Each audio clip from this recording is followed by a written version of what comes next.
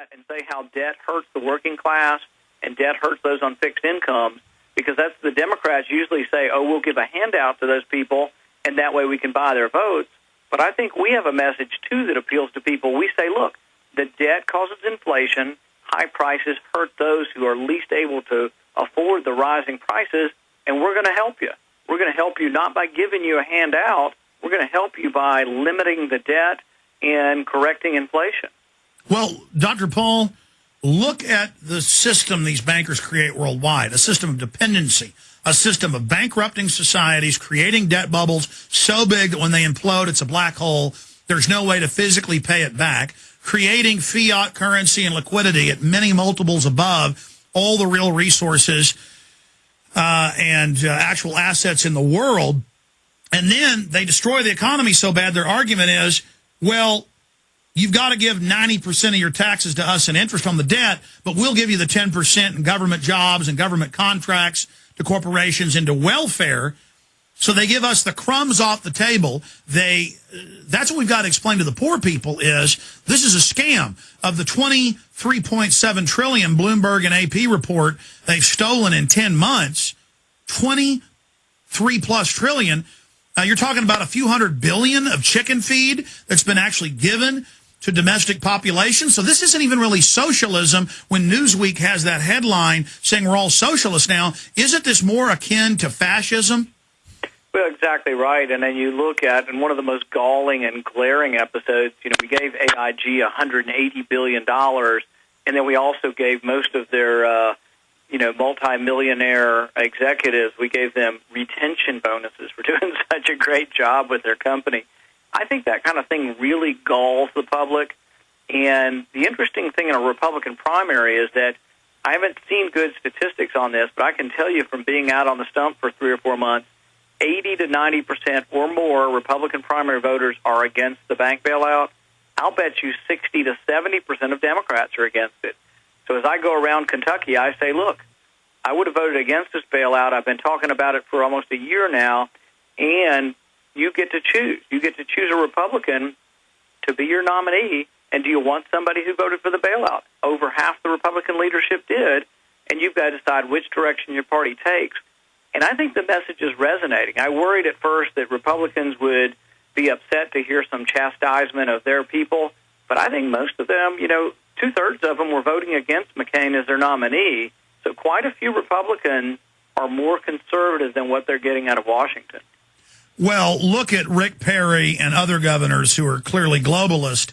They've been jumping on the bandwagon, talking about secession and fight the New World Order. It's like they're Alex Jones or something. and that's great for me because it makes me mainstream, and suddenly all these big stations are turning us on in major cities because everything I've talked about has now come true. But really, they're only paying lip service. We need real McCoys like Ron Paul and Rand Paul and others who actually have a record and who have spent their whole lives voting and speaking and fighting for true freedom. And so now is the time for people to support folks like yourself. What can people do now? I mean, obviously, once you announce in 2 weeks, the real momentum will kick in. What can they do today to make sure you make that right decision to run for Senate out of Kentucky? Well, I told you earlier, Alex, last time I was on your show, your listeners shut down my website because they overdid it. We had to buy a bigger server. So we want your listeners to go and test out my website to see if they can overtax it. That's randpaul2010.com. The other thing they can do is we're taking pledges for a money bomb, and that website is runrandrun.com. And we're hoping to get 10,000 people that would give $100 on one day. If we raise $1 million in one day, which I think it's possible, if we did that, it completely transforms my race. It completely makes us really the lead dog in the race and makes us the one to beat. It puts us on the map for the rest of the election. We don't have to struggle month in and month out to see if they'll still include us because of our fundraising. We get all that front end loaded on August 20th. Absolutely. Amazing what we could do. And then that makes the media say, oh, Rand Paul would be great and his dad's, really popular, but he can't raise that type of money. That makes you a major contender and makes Kentucky media pay attention to you. And then it's a multiplier. You get $1 million, you get $20 million in free coverage in Kentucky. Exactly. And we're already getting good coverage here. I've had nothing but good coverage so far. We've probably had 10 AP stories. I've been on television. I've been on national television twice.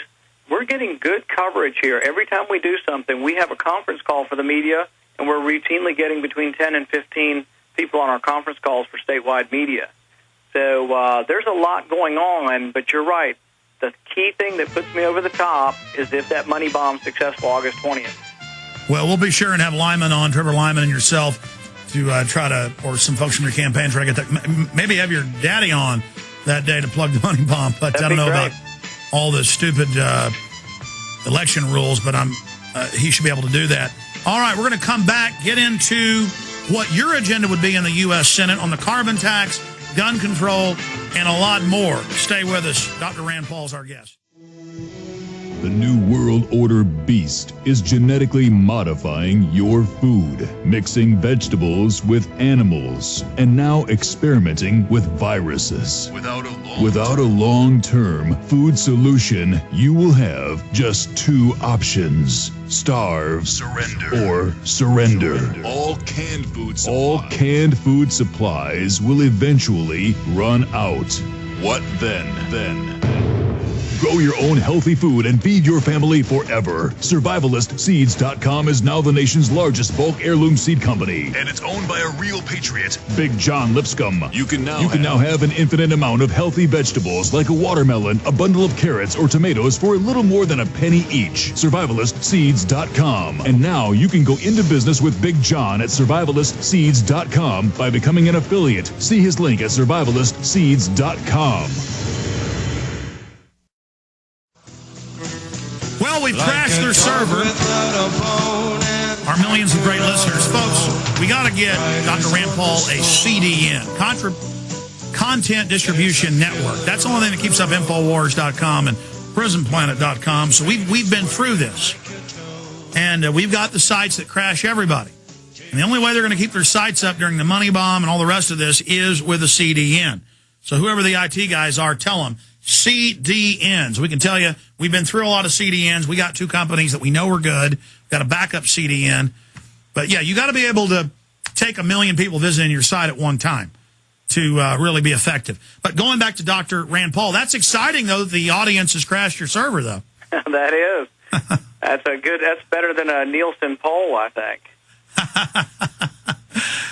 Listen, there's so much I could throw up, but I want to get into investigating the Fed. You know, your father's called for criminal investigations by state grand juries, saying that's constitutional. What about investigating Al Gore, who openly owns the controlling stock in 2 of the carbon trading companies? And the bill they've passed in the House says that the federal agencies can just levy any tax they want, including toilet paper taxes. What would you do about that?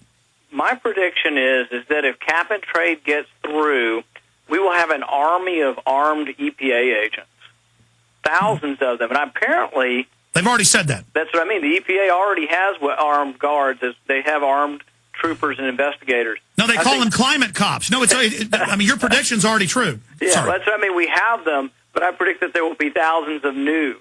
Thousands of new, yes. Yes, because you know what's going to happen is every time you sell your house or rent your apartment, you're going to have to prove to somebody that you've got energy efficiency. No, that's in the bill. They say home inspections. Right. I'm sorry, go ahead. I mean, I start ranting on this issue. Yeah, you're exactly right. We debated it recently. I spoke before the coal-producing counties, and that's about 30 counties in Kentucky, and I debated the main Democrat opponent, Jack Conway, and Jack Conway got up there, like so many career politicians, he got up there and said, well, I'm not really sure if I'm against cap and trade or if I'm for it, but I want to be part of the negotiated legislation, so I'm not going to take a real position on it until after I'm elected.